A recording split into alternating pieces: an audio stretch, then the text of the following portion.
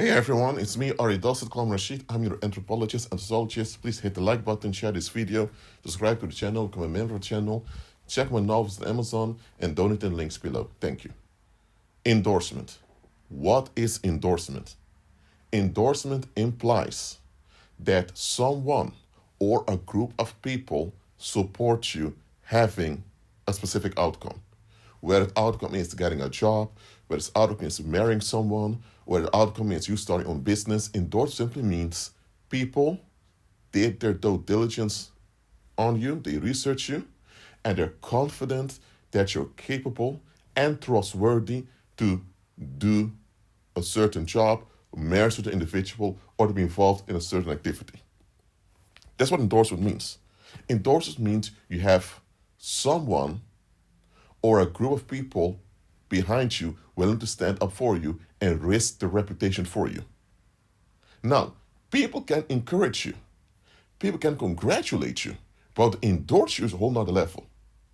If someone tells you, man, I'm gonna start my own business. Okay, man, go for it, man. Do what you want to do. That is encouraging someone.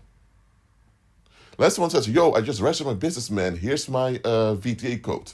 Here's my website. You say, congratulations, man. But now it's the following. So they encourage you and they celebrated you. Are they endorsing you? Endorsement will look like this. Okay, let's say your name is Mike. Mike, you have your own business. They were cheering you on. They were encouraging you. So you went for it. You start your business. You have your website. You have your VTA code. All of that. So they also congratulate you on social media. Thing is, are they sharing a link to your website on their social media? Are they talking about your business in a positive way with their relatives and friends? Why? Here's what it comes down to. If they share a reference to you, they are advocating for you. So it goes like this. Let's say Mike has his own business. However, Mike has a horrible character. Mike is quite narcissistic, impatient, and ready to lash out at people. So Mike is very hard to deal with. And now you have a guy called Robin. And Robin shared the links to Mike's business multiple times on the social media. And while he was sharing that, someone from his social network picked it up and told her cousin was looking for a job. Yo, I have someone on Facebook who shared a link about the guy who just starts a new business in a field she just graduated in. You know what? Maybe you should try it out. So someone that was linked to my Robin's Facebook network promoted indirectly Mike to her relative, and the relative ended up applying and working for Mike. Let's say now this individual, after like a half year, resigns from the position and comes out and explains how horrible Mike is to work with, and that Mike may even be a front for criminal activity. Now, at this point, it's just an allegation. So now there needs to be an investigation. And let's say now it's not proven that Mike is a front for criminal activity, but you find out most of his clients and customers are people related to criminality. Now, what do you think is going to happen to Robin, who's been sharing Mike's links on social media regularly? This Robin has been endorsing Mike. So people now going to ask, well, hold on a minute, Robin. 2 years ago, you were the one endorsing this guy, Mike. And now you found out he was a horrible individual to deal with, and he's involved in criminality. Okay, bro, listen. If he was lying to everyone and doing crap behind other people's back, hey, that's not on you, man. He tricked you. However, didn't you pick up anything wrong with the guy back then or any red flags? So the thing is, even though people cannot blame Robin for Mike's horrible attitude and possible criminal activity, they can't. People still can think in the back of their head, hold on a minute. You linked your reputation to someone by endorsing them without doing a proper investigation? That's not a smart thing to do. People are going to ask, what investigation do in this, Mike, Robin? Did you know him personally? Did you contact him? Did you do a background check on him? Did you? I mean, because thing is, by the time that Mike's reputation went down, because it came out he was a horrible individual to deal with, likely involved in criminality too, everyone who shared his links to social media, that's a form of endorsement, everyone who referred on to him, they can't take it back. All those people are now associated with the negative reputation of Mike. Even though they're not involved in any of Mike's negative actions, they're still associated with them because they stood up for him. They told people, you can trust Mike. We approve of him having this influence. Anytime someone endorses you, they are proof of the influence you have.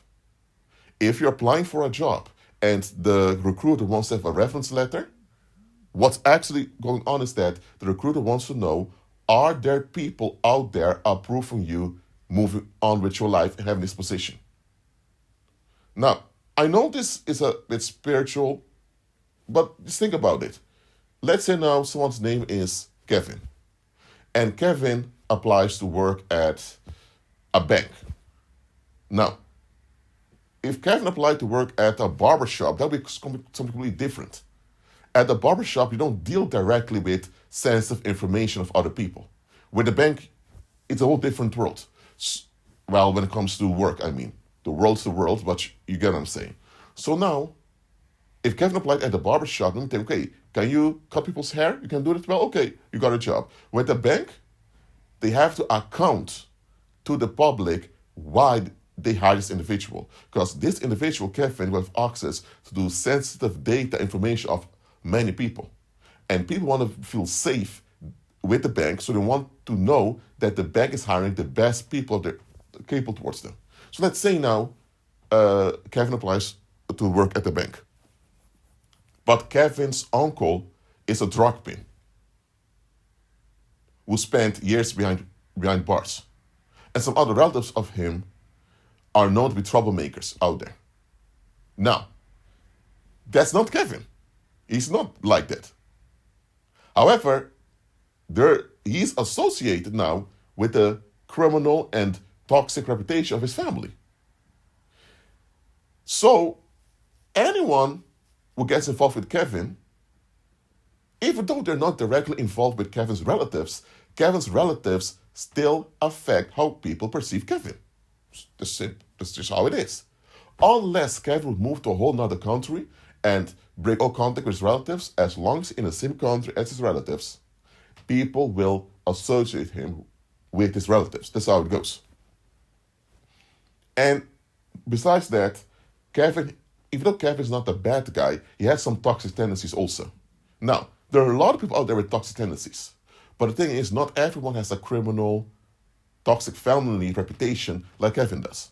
So now that Kevin has some toxic tendencies, it's even worse for him than if it was someone without a toxic and criminal family association. So let's say now a lot of people, even though they have no problem personally with Kevin, they rather not be associated with Kevin because their association with Kevin may harm them in the long run. Because people in the world, if you're associated with someone with a bad reputation, people are going to question you too. And because a lot of people cannot afford that, actually nobody can, a lot of people, they're good with Kevin, but they keep him at a distance. And let's say now the bank hires Kevin without doing any background check. First of all, the bank has a background check whether you have a criminal record or not. Now, Kevin has no criminal record, so he's clean. And he's qualified with the degrees to do the job. But what if the recruiter of the bank does not check whether there's public approval for Kevin? And Kevin gets a job. And let's say now Kevin's on the job working.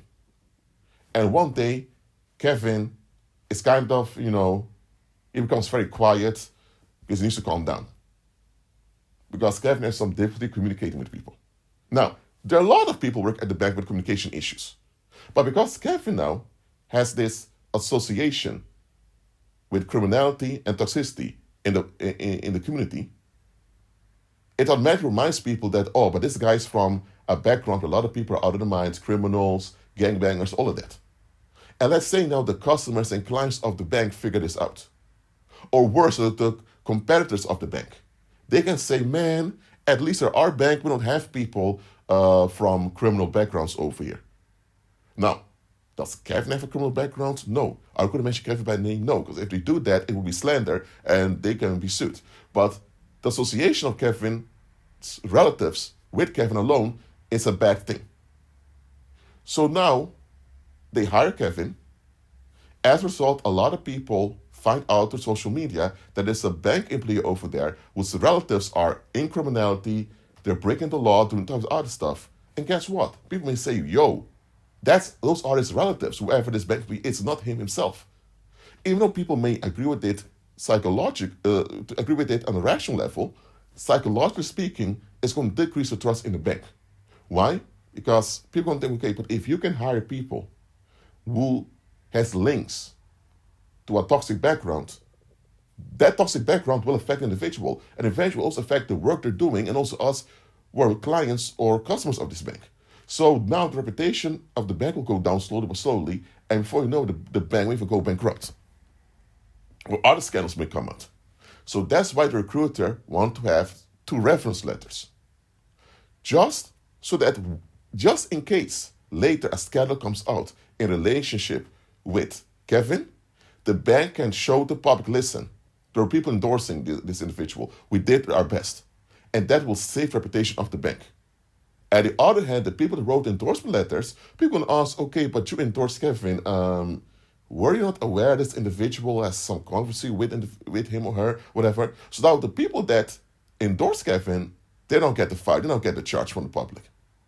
So when someone endorses you, where just a like they give on Instagram. By the way, a like on Instagram isn't a big endorsement. If someone just posts a photo with them, their friends, or they post a photo of them with them being in a nice outfit, and you hit the like button, maybe you like the style, whatever. So a like on social media isn't automatically a big endorsement. It's endorsement maybe of the style they're wearing, or the lifestyle they're living, or just the fact that the picture was made well by the photographer. So social media endorsement is vague. You don't know what to endorse about the individual, but it's still endorsement, but it's not really that heavy. Unless someone has a political post and they have a specific policy to endorse, and okay, now that's different. Okay? But apart from social media, anytime anyone endorses you, they're risking their life. If you are not well received by the public, and the public is upset with you having influence over them, because listen, anytime you gain influence over other people, they have to live with the consequence of your influence. And 9 out of 10 times, they didn't ask for your influence. They didn't even know you existed. You just showed up, you had influence, and now they're affected by it. This is how it happens most of the time. Okay? That's just how things work throughout history. It's how things work out there. Nobody knows everybody. Okay? So if you get a job, and now you have more income, and you can do more in life, that's influence. May not be big, but it's still influence. Or what if now you're an artist, you make music, and you get endorsement, and now you go viral on social media, and now your music is played everywhere. Now that's big influence over people. You also have publicity right now. It will affect other people. People may hear your song on the radio. If they don't like your song, that's their problem, but still they're affected by it. So one thing about people in the world, or worldly people in general, is that they have this obsession with control. Due to lack of self-worth, which is a problem caused by the fall of Adam, a lot of people in the world, they compensate for this lack of self-worth by controlling one another. And that becomes violent. So when you gain influence over people, people want justification why you have the influence. If you play the guitar, but your musical skills with playing the guitar is horrible, people are going to think, what the hell? Man, turn that music off, man. That guy can't even play the guitar that well, man. It's horrible, man.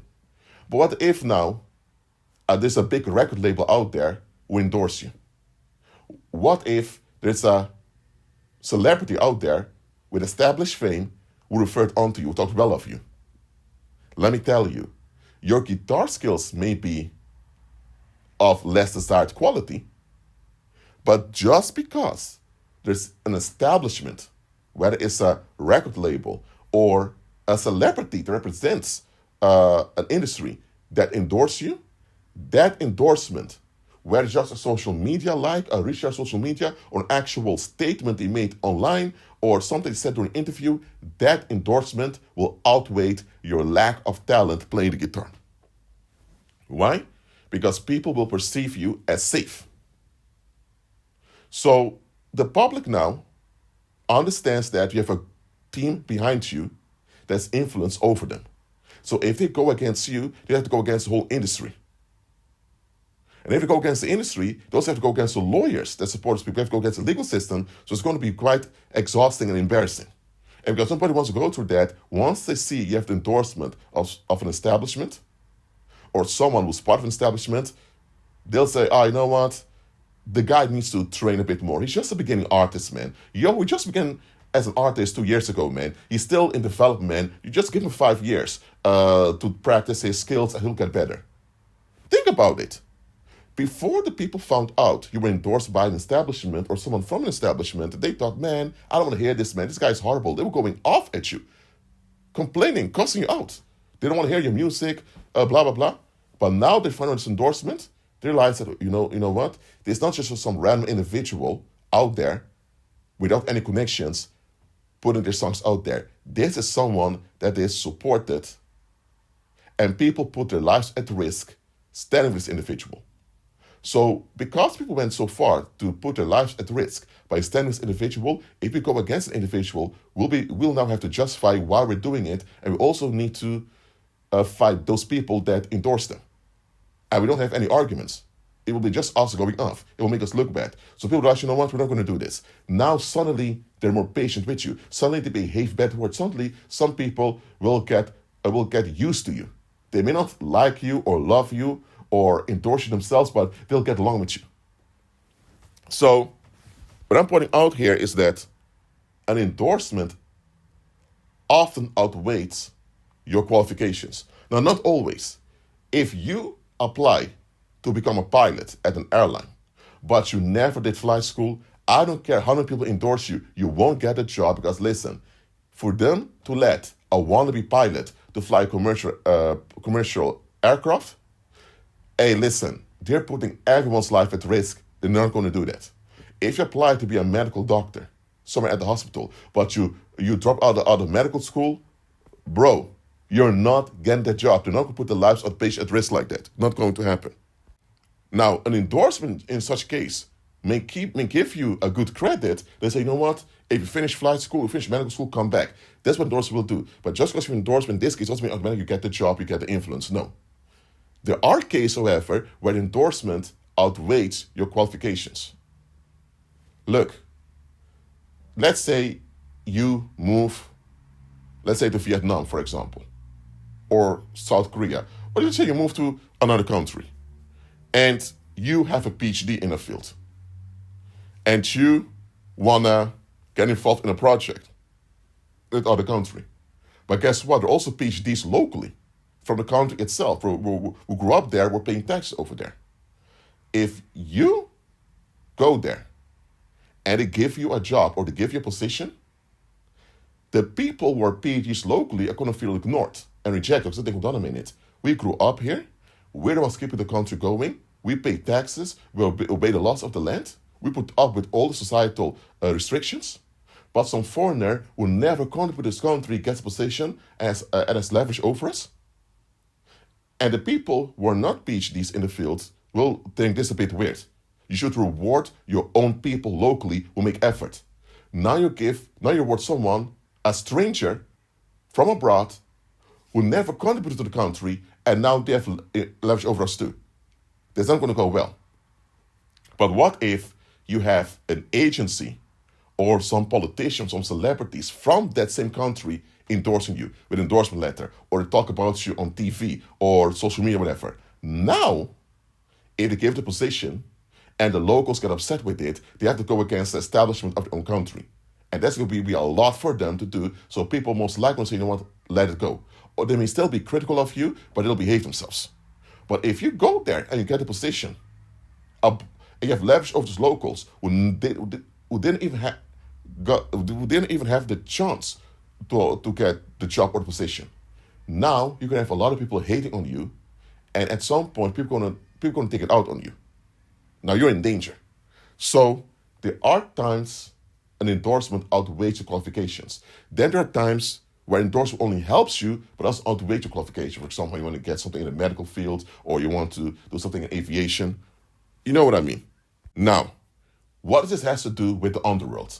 Now, the underworld is just the sphere of society where all the satanic violence takes place. Now, deep into ancient times, there was no such thing as the underworld. The satanic violence of society happened openly. However, over time, especially after the emergence of the gospel of Christianity, the satanic violence became exposed what it is: embarrassing, pathetic, offloading of the masses. And because of that, a lot of people don't want to be associated with it. So satanic violence still occurs as part of society, but happens behind the scenes.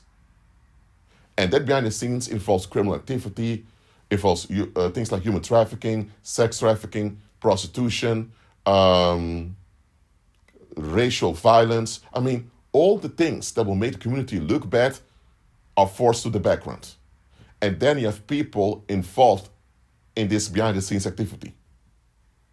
And now, since the Greek Empire, those behind the scenes activities also regulated by cults.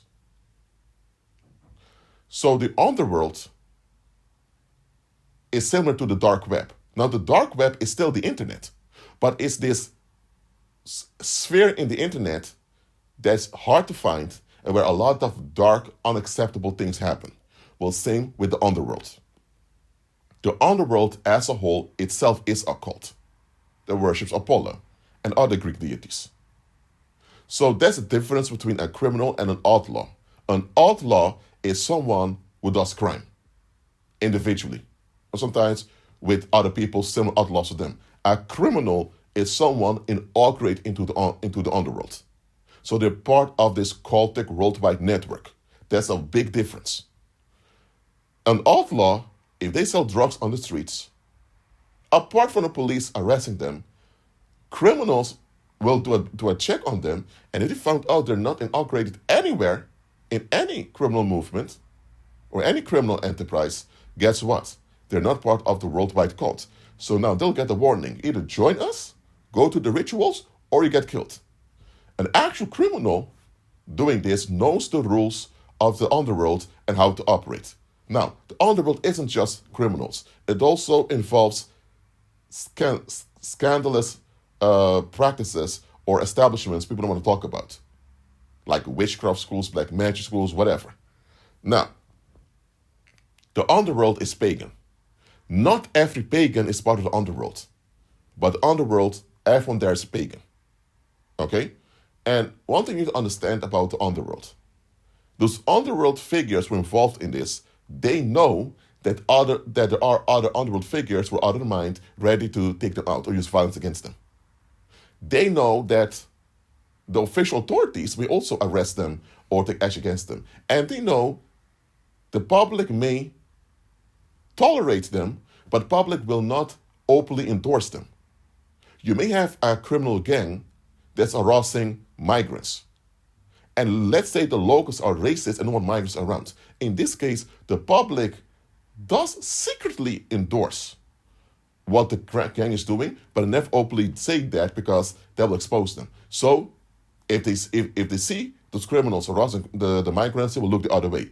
But if it's too obvious in people's face, they'll distance themselves from them and call the cops on them.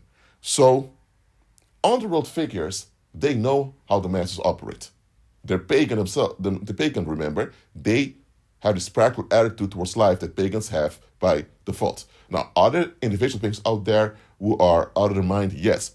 In general, pagans have a practical attitude towards life. So, the underworld operates solely by endorsement. You cannot get any support from anyone from the underworld unless you're part of the underworld yourself. You can have an underworld figure from, let's say, North Korea, or the North Korea, I mean. There's only one Korea, but anyway. You can have an honorable figure from Peru, then an honorable figure from Norway. They speak different languages, have different backgrounds, different histories, but all part of the same international cult. They may be member of different gangs, member of different groups, but it's still the underworld. They have the same symbols, they have the same hand signs, the same body language signs, the same codified statements. They recognize one another. So, and because the underworld is under obligation by Satan, because Satan is under threat of Heavenly Father to make sure his servants are doing this, because the underworld is under threat by Satan to always make sure they warn people about themselves, underworld figures will always show that they're bad news. They may not tell you, but they have to show it towards you. So let me give an example of an underworld operation. Let's say now an earthquake happened in Haiti. Okay, a lot of people died. And now you see this charity organization on TV and social media asking for donations to help people in Haiti. Now, the people who are in front of the camera and out there collecting the cash, they're real people concerned with Haiti. They're people with a good heart, good quality, who really want to do the best they can. However, the people behind it who set up the charity organization, they're likely someone from the underworld. I'm not saying that every charity organization is like this. There are genuine, true, and real charity organizations out there. But a lot of charity organizations are just fronts for the underworld. So let's say now you have some criminal enterprise doing organ harvesting or sex trafficking, whatever. And they set up this charity organization as a front. They need real people of quality to work for them. And those real people should be naive enough to not realize it's a front. So they need real people who naively believe that the front is not a front. They don't even think it's a front, think it's a real, genuine charity organization. And those are the people they put out there as ambassadors of their organization. And because those people are real and genuine, people can feel the empathy and end up donating cash. Let's say now you donated $10 for this relief fund for Haiti. 6 months later, on TV, you see people from that organization at a building with all the small children, and the building is well decorated. And they say, yo, we raised $3 million US, and we were able to build an orphanage over here for the children who lost their parents from the earthquake. And now you think, wow, you feel good about yourself because you contributed to that $3 million. You contributed to that relief for those children. But then your auntie or your wife or fiance or even your son or daughter, someone close to you, or even a colleague at work tells you, Jeffrey, let's say your name is Jeffrey, play back that clip, please, of that orphanage. So you play it back. And then Jeffrey tells you, bro, why is this health worker dressed in such a sexy way? There's nothing wrong with a woman dressing in a cute way if she wants to, but the context doesn't fit. You don't go dressed like this to a job interview, because like you won't get the job. You may be dressed like this when you go to a nightclub or to a sex party, whatever. Why is she dressed like she's going to some deep night sex party or some 18 plus nightclub, whatever? All nightclubs are 18 plus, even though there are some minors going to nightclubs, which shouldn't be the case. It happens, unfortunately. But just understand that the individual close to you tells you, yo, Jeffrey, check this out, man. And then you will watch the clip and you say, no, it is weird indeed. And then Jeff tells you, okay, but look at those other people. Why are they making weird signs with their hands? Oh, it's just a peace sign, man. They do it unconsciously. Okay, Jeffrey tell you, okay, Jeffrey, maybe the hand signs are unconscious because a lot of people do hand signs out there. We do it too. But this lady dressed that way for an orphanage, what's going on here? Was there nobody else that could have? And you may overlook it thinking, my God, it's just this lady maybe was sex deprived for a long time. Maybe she really wants a boyfriend, or maybe her husband, she has marriage problems and she wants to cheat. You think, oh, this woman just has personal issues and she expressed this in... No. Remember, the charity organization has to account to all of you what they've done with the cash you've given to them. You donate towards them. So now that they're showing you this orphanage, they have to be representative. They can't get away with someone misbehaving that way. And listen, it was not a if it was a live interview, it's even worse. What I'm saying is that inconsistency in the report they're giving, they did this on purpose to show you that they're questionable. They did not show you the criminal activity they're doing, the sex trafficking, organized, none of that. Because that will incriminate and endanger them. But they did show you that they're questionable. If you overlook this, it's your fault now because you clearly saw a sign they're questionable. Something's wrong over here. That's how the underworld works. The underworld will always show you subtly that they are questionable. And by doing this, the blame is also on you if they're later caught. Now, they're still to blame for being involved in whatever darkness they're involved with, absolutely. However, they now are involving you as a cover-up for what they're doing. But if they do this just like that, the full blame will be on them because they took advantage of you. But if they show you in your face that they're questionable, and you either don't catch it or you simply don't pay attention to it, listen, it's your fault for not being alert, and now you are part of their cover-up, whether you like it or not. And now you can't put all the blame on them because you should have paid attention to what you're getting yourself involved with, or you should pay attention to what's supposed to you. That's how the underworld works.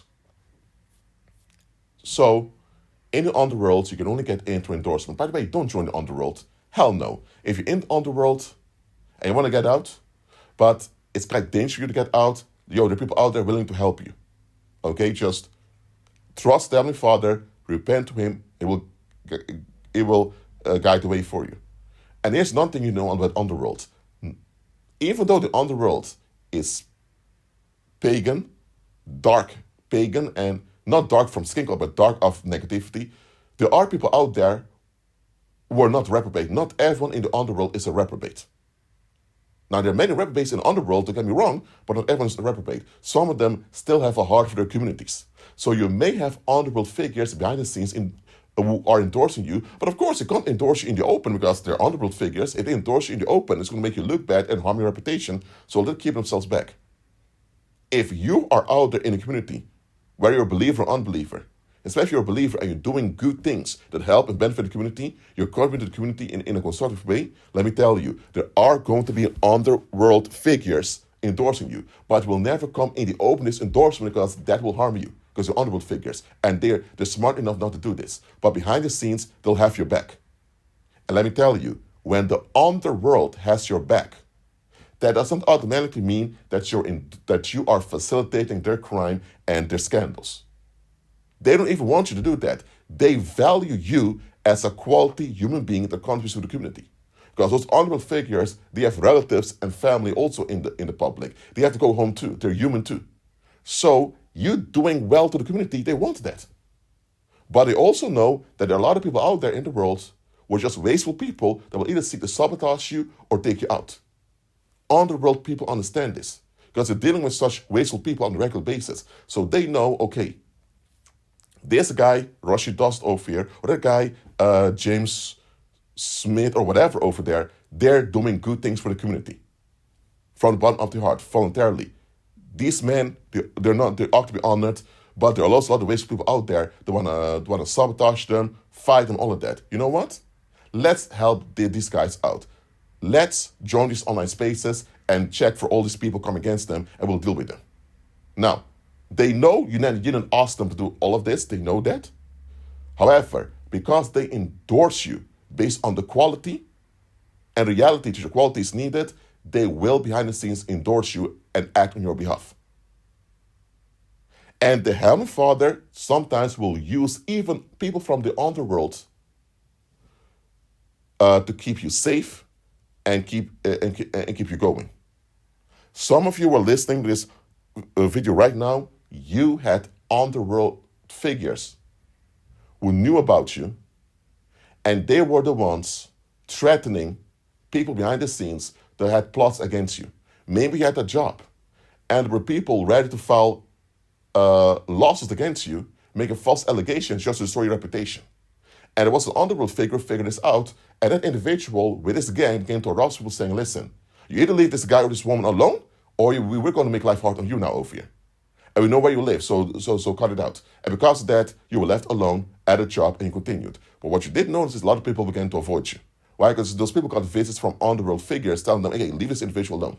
So people in the underworld, they believe in duality. They do evil, they do wrong, but they think the wrong they're doing is to achieve a good end. And there are times they do good too. So this is knowledge, the tree of knowledge of good and evil. That's the philosophy they have. Now, we as believers are not supposed to get ourselves involved with the underworld. Hell no, absolutely not. The underworld should even exist. Just know that there are some underworld figures that will have your back and then Father will use them. Because sometimes these underworld figures are more trustworthy than the common individual out there, even than the common believer. Why? Because even though we don't approve nor condone the underworld, nor people join the underworld, people in the underworld have an extremely realistic attitude. They have to, because they're at risk on a daily basis. But because they're so realistic, they see people for what they are, and because they are outsiders to your situation, they see everything about your situation. And they have the numbers, they are groups, they come in groups. And because those groups can see your situation better than you do, they now can intervene better than people who are just going through life and don't notice anything. You know what? If believers had our things together in faith, and we were actually fully doing well with Heavenly Father and prospering in it, you wouldn't even need an underworld anymore. As a matter of fact, there would be an alternative to the underworld, which is the body of Christ. However, the underworld is not established nor endorsed by Heavenly Father. Heavenly Father just tolerates them and uses them from time to time. But it doesn't mean they have a right to exist, whatever. What I'm telling you is that you need to understand endorsement. And you need to understand that sometimes you don't get a job, or sometimes you don't end up marrying an individual you want. That even if the other individual also want to marry you, sometimes you don't end up succeeding somewhere. It is because you don't have the proper endorsement. And why don't you have endorsement? Because for a lot of people, it's not safe to associate with you. It does not mean you're a bad individual. It does not mean you're evil or you're a narcissist or you're bad news. No, it simply means that you may be controversial. If you were the victim of narcissistic abuse by society and you survived it, your survival alone makes society look bad. And nobody wants to look bad. So people will be upset with you surviving. So you having influence will expose a lot of people who have been neglectful towards you.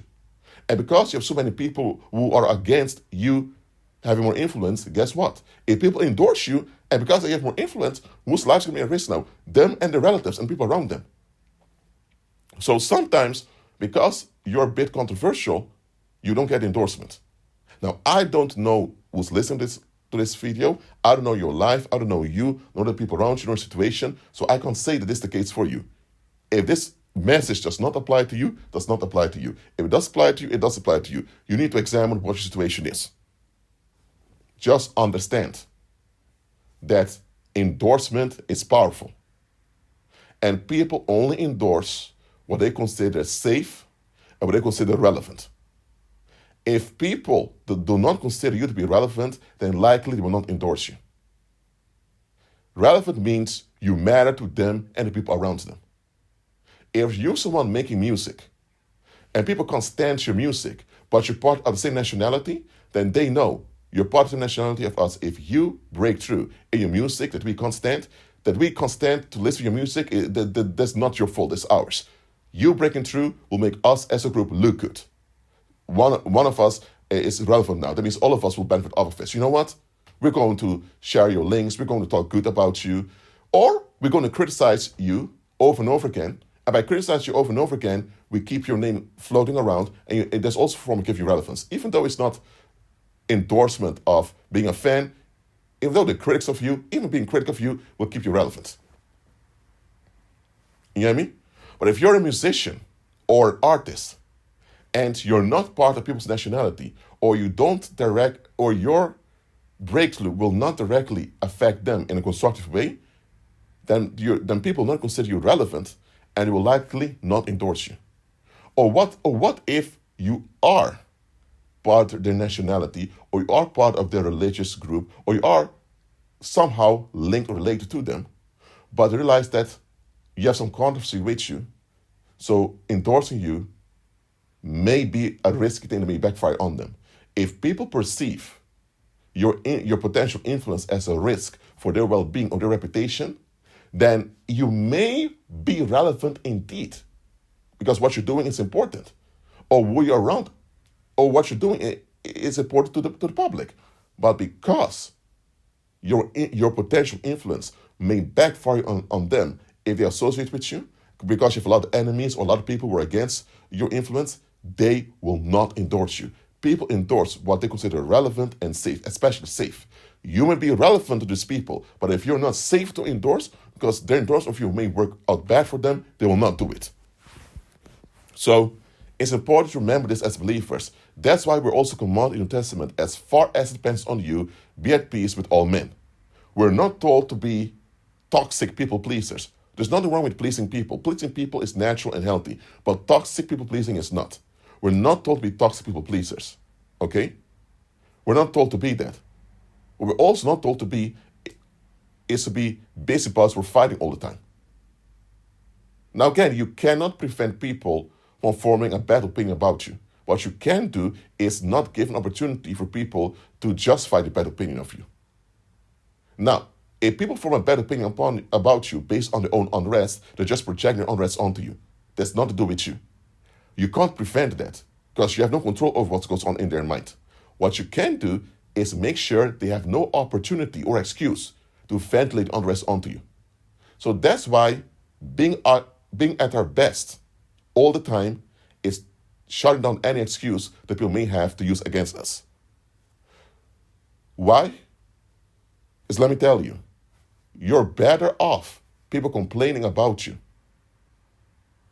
and not liking you and all of that, but still you're relevant.